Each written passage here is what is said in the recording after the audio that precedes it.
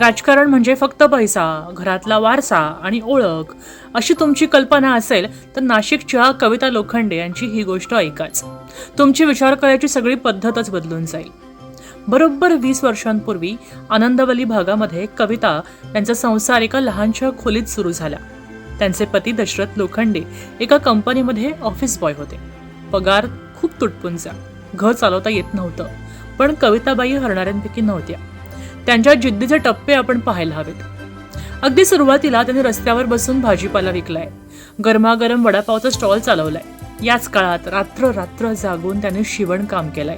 हाताच्या बोटांना सुया टोचायच्या, पण फाटका संसार शिवायचा होता तेव्हा हा टप्पा गरजेचा होताच, महत्वाचा होता. आणि मग शेवटी स्वकष्टानं घरगुती टिफिन सेवा त्याने सुरू केली. 2017 मध्ये त्यांची स्वप्न जागृत झाल्यासारखी वाटतात. त्यांनी नगरसेवक पदासाठी प्रयत्न केला, पण आर्थिक ताकद नाही आणि म्हणून त्यांना तिकीट नाकारलं गेलं. हा अपमान नव्हता, ही होती संधी. त्यांनी हार न मानता समाजसेवा सुरूच ठेवली.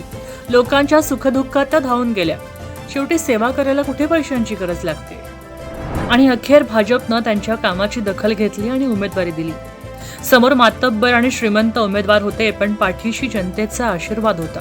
निकाल लागला आणि एका सामान्य कष्टकरी महिलेनं प्रभाग क्रमांक 8 मधून दणदणीत विजय मिळवला, थेट महापालिका गाठली.